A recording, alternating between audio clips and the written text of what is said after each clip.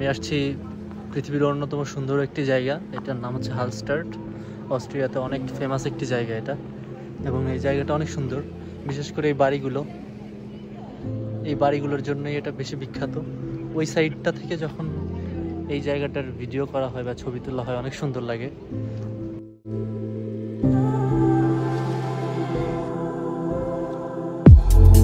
তো এখানে আজকে যেহেতু সামার, এখন এই টাইমটাতে এখানে সাধারণত অনেক বেশি টুরিস্ট থাকে।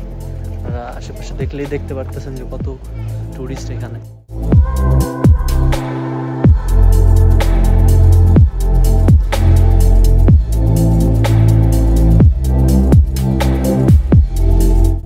তো একটু আগে আমি এই লেকের পানিতে গোসল করছিলাম, তো ওই ভিডিওগুলাও দেওয়া হবে, ওইগুলাও দেখবেন আপনারা।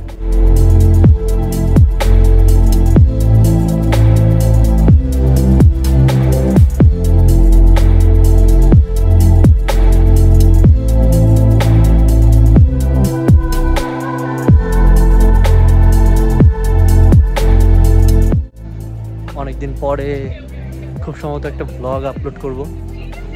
আর আমরা এখানে আজকে আসছি প্রায় 70 জন।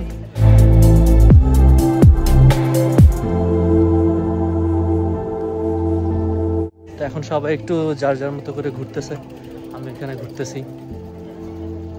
এই তো সব মিলিয়ে খুব সুন্দর একটা জায়গা, ছবির মতো সুন্দর সবকিছু, দেখলেই বুঝতে পারতেছেন।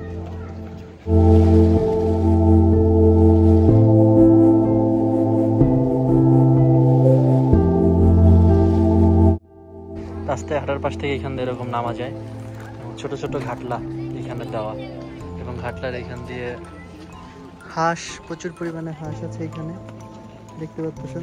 যদি এগুলা খাওয়া নিষেধ, আর এখানে নৌকাতে করেও ঘোরা যায়, বাট এটা বেশ এক্সপেন্সিভ, এই কারণে আমি উঠবো না।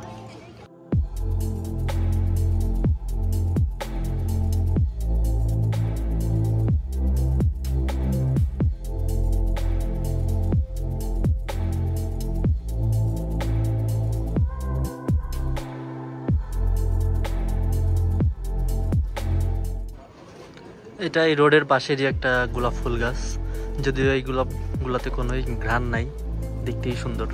আমাদের দেশের ফুলগুলা দেখতে অসুন্দর হইলেও, মানে অত বেশি গোলাপ ফুল গাছ না থাকলেও অনেক ঘ্রাণ থাকে। অস্ট্রিয়ার যে প্রাচীন বাড়িগুলো আছে, এইগুলার একটা বিশেষ বৈশিষ্ট্য হলো এরা বাড়ির বারান্দায়, কাঠের বারান্দাগুলোতে এরকমভাবে ফুল রেখে দেয়, আর বাড়ির সাথেই এরকম লতানো টাইপের কোন একটা গাছ রেখে দেয়।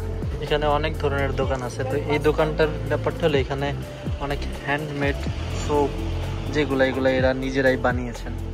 দেখতে পারেন কত রকমের সোপ আছে, এটা বেশ স্মেলটা অনেক বেশ ভালো।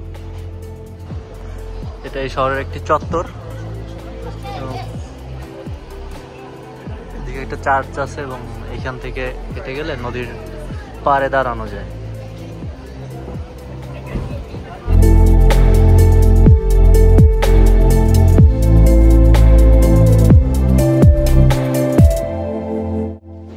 আমাদের ঘোরাফেরা আজকের মতো শেষ। সোনার বাংলাদেশ, দেখা হবে অন্য কোথাও।